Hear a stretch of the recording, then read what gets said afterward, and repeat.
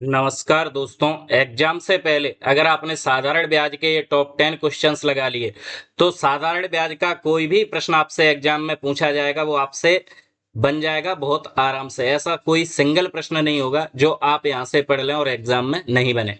आइए पहले प्रश्न से हम इसकी शुरुआत करते हैं। साधारण ब्याज की किस वार्षिक दर से कोई धनराशि 8 वर्ष में स्वयं के 2 गुने के बराबर होगी।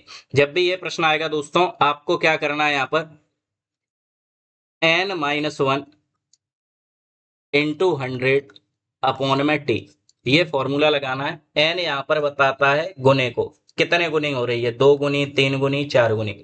टी बताता है दोस्तों यहाँ पर समय को। क्लियर। चलिए तो आप देखेंगे ये कितनी गुनी हो रही है, तो आप बोलेंगे सर 2 गुनी हो रही है, यानी एन की जगह क्या रखूंगा 2।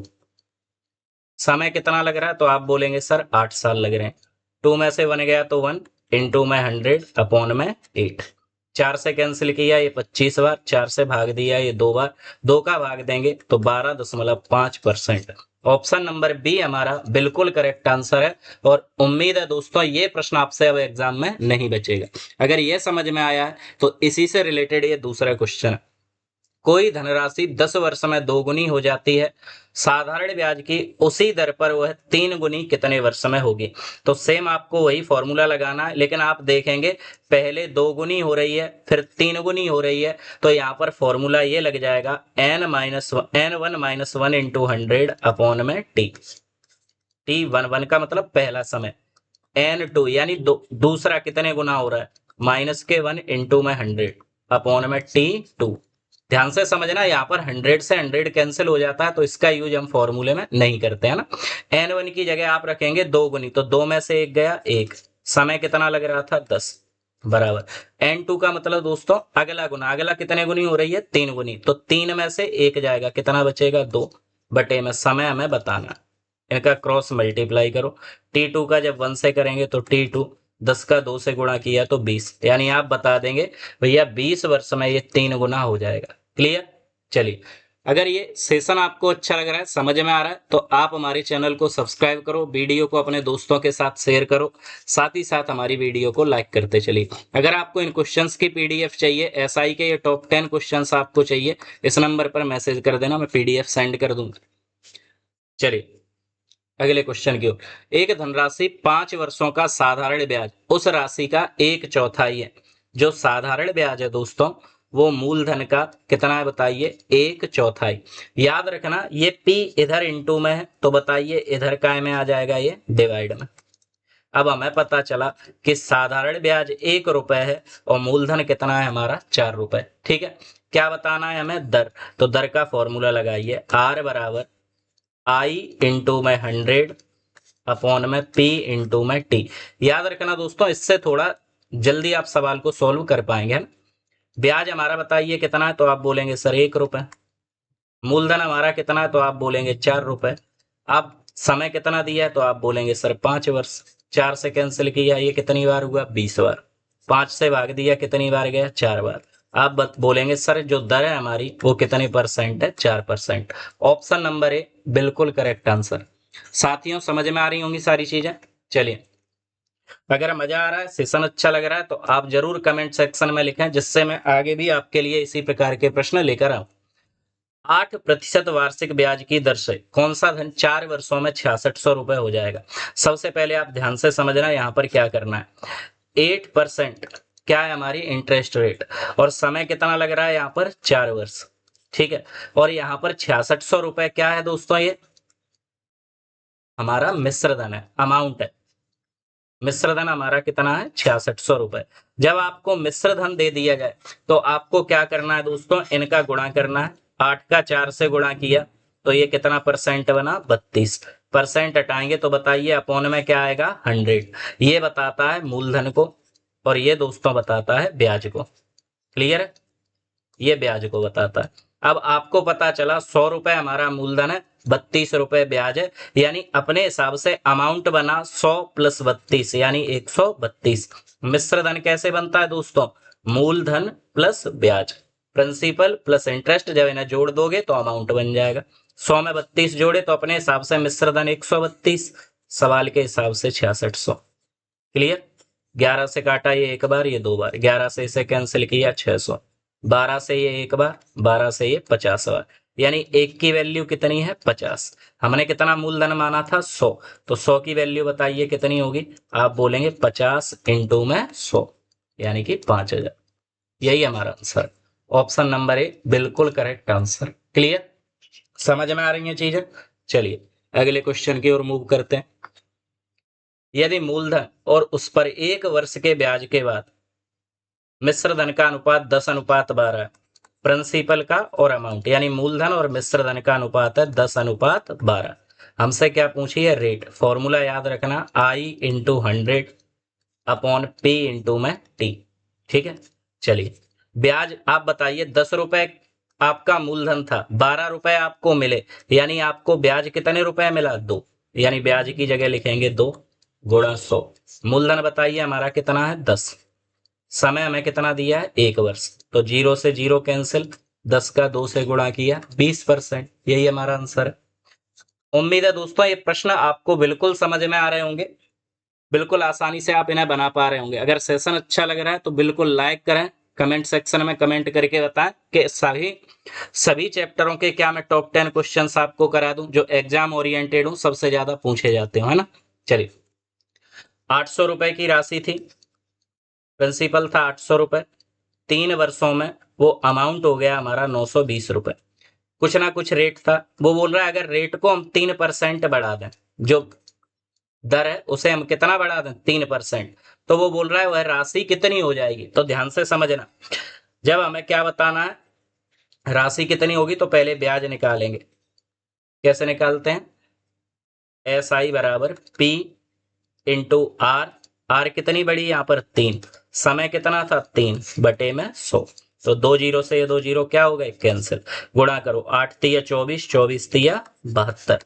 पहले जो रुपए चुकाने थे उसे वो कितने देने थे 920, लेकिन जब 3% की रेट बढ़ी तो एक्स्ट्रा रुपए उसे कितने देने पड़े 72, यानी टोटल रुपए देगा दोस्तों 992।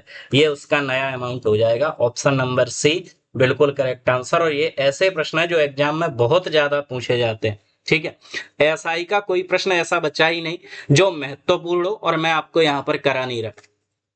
चलिए दो समान राशियां 8% वार्षिक ब्याज की दर से 2 वर्ष और 3 वर्ष के लिए ली गई। बोल रहा है दोनों राशियों पर प्राप्त ब्याज का अंतर, अंतर हमें बताना है, तो ध्यान से समझना। 8% की थी 3 वर्ष के लिए और वही 8% की राशि ली उसने 2 वर्ष के लिए। इन दोनों का जो डिफरेंस है दोस्तों वो बताइए हमें कितना दे रखा है 56। अब यहां से आप मुझे बताइए जब परसेंट हटाते हैं तो अपॉन में क्या आता है 100, यहां भी क्या आ जाएगा 100। 8 का 3 से गुणा किया तो 24, 8 का 2 से गुणा किया तो 16, 24 में से 16 गए तो बताइए दोस्तों कितने बचेंगे। तो आप बोलेंगे सर 8 ही तो बचेंगे। 8 बटे 100 बराबर में 56, 8 से ये कटेगा 7 बार, 7 का 100 से गुणा हुआ तो आप बोलोगे सर वो राशि थी 700 रुपए थी। ऑप्शन नंबर सी बिल्कुल करेक्ट आंसर। याद रखना, अगर उन्होंने हमें अंतर दिया तो हम भी क्या निकालेंगे अंतर, अगर उन्होंने दोस्तों योग दिया तो हम उसका बताइए क्या निकालेंगे योग। क्लियर हो पा रहा है कंसेप्ट। अगर कॉन्सेप्ट आपके क्लियर हो रहे हैं तो बिल्कुल चैनल को सब्सक्राइब कर दो, वीडियो को लाइक कर दो, दोस्तों के साथ शेयर कर दो। कमेंट सेक्शन में आप बता सकते हैं कि मुझे हर टॉपिक के टॉप 10 क्वेश्चंस चाहिए, तो मेरा पूरा अर्थमेटिक और एडवांस टॉप 10 क्वेश्चंस आपको करा दूंगा। इसकी पीडीएफ चाहिए इस नंबर पर मैसेज करें। चलिए कौन सी धनराशि साधारण ब्याज पर 5 वर्षों में 520 और 7 वर्षों में 568 हो जाएगी। बहुत अच्छा प्रश्न है, ध्यान से समझना। 5 वर्षों में बताइए कितनी हो रही है, तो आप बोलेंगे सर 520 रुपए। 7 वर्षों में बताइए कितनी हो रही है, तो आप बोलेंगे सर 7 वर्षों में ये हो रही है 568 रुपए। अब ध्यान से समझना, अगर मैं 7 में से 5 को माइनस करूं तो कितना समय बचेगा 2 वर्ष। इधर इसको माइनस करूंगा तो ये बचा दोस्तों यहाँ पर 48, यानी 2 साल का जो ब्याज है वो बताइए कितना है 48। तो 1 साल का ब्याज, 2 से इसे काटा, 2 से इसे काटा, तो बताइए 1 साल का ब्याज कितना मिलेगा हमें 24 रुपए। अब आप वैल्यू को यहां भी पुट कर सकते हैं और यहां भी, जैसे मैंने ये इक्वेशन उठाई, ध्यान से समझना। 1 साल का ब्याज अगर 24 है तो 5 साल का ब्याज होगा 120 रुपए। जबकि 5 साल का हमें अमाउंट इसने कितना दे रखा है 520 रुपए। 520 में से ब्याज 120 घटा दूंगा तो मूलधन मिलेगा 400 रुपए। यही हमारा करेक्ट आंसर। क्लियर है?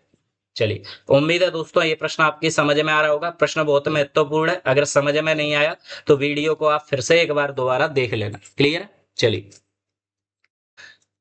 ये प्रश्न भी अच्छा है। 4 वर्षों के लिए 3% पर कोई राशि दी, फिर अगले 4 वर्षों के लिए 5% पर वही राशि उधार दी।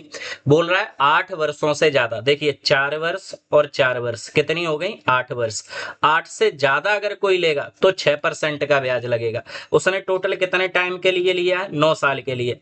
4 साल ये हो गए, 4 साल ये हो गए, 8 साल हो गए। 9 साल के लिए अब कितनी साल बची 1। और 8 साल से ज्यादा लेगा तो कितनी इंटरेस्ट रेट रहेगी 6%। बोल रहा है यहां पर उसे कुल जो ब्याज मिला है दोस्तों वो बताइए कितना मिला 817। बस यहां से गुणा करो, 4 का 3 से किया तो 12, 4 का 5 से किया तो 20, 6 का 1 से किया तो 6, बराबर में 817।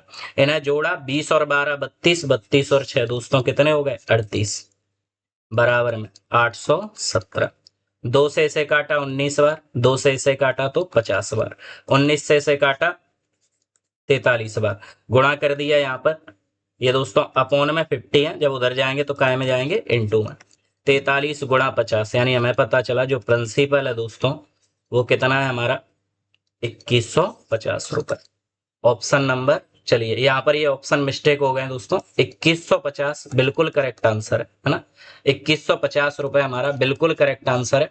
ऑप्शन इसलिए गड़बड़ हो जाते हैं दोस्तों क्योंकि मैं ही टाइप करता हूं क्वेश्चंस को और मैं ही ऑप्शंस को यहाँ पर पुट करता हूं, तो एक व्यक्ति जब करता है तो थोड़ा माइंड डिस्टर्ब हो जाता है, इसकी वजह से है ना ऑप्शंस में थोड़ी मिस्टेक आ जाती है। 2150 बिल्कुल करेक्ट आंसर है, कोई समस्या नहीं है। चलिए,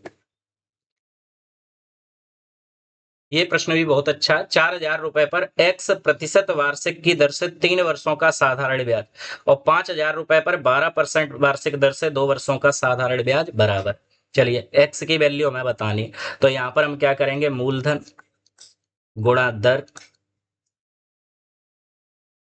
गुणा समय बटे में 100। ये पहली वाली इक्वेशन हमने कंप्लीट की 4000 वाली।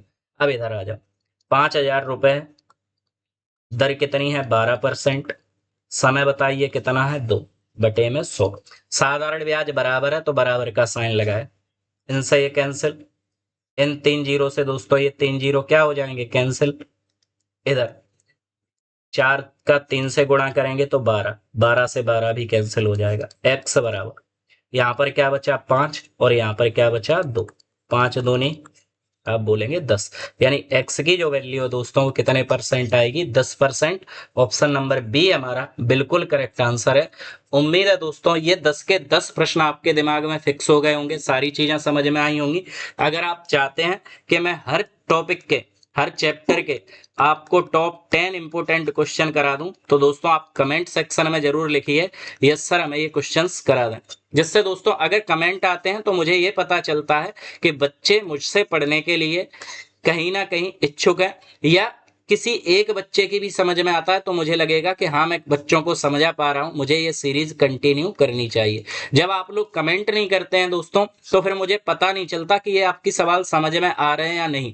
इसके अलावा मुझे ये भी पता नहीं चलता कि मैं आपको जो कंटेंट दे रहा हूं वो कैसा जा रहा है, आपकी समझ में आ रहा है नहीं आ रहा, आपको कैसा लग रहा है। तो अपना रिव्यू आप जरूर लिखा करें कमेंट सेक्शन में। क्लियर? पीडीएफ आप इस नंबर पर भी मैसेज कर सकते हैं, साथ ही साथ टेलीग्राम चैनल है उसका नाम भी है रवि इंदौर एकेडमी, तो आप टेलीग्राम चैनल पर जाकर भी ये पीडीएफ ले सकते हैं, मैं वहां पर इसको अपलोड कर दूंगा। क्लियर है? चलिए मिलते हैं दोस्तों अगले चैप्टर के टॉप 10 इंपोर्टेंट क्वेश्चंस के साथ, तब तक के लिए जय हिंद जय भारत।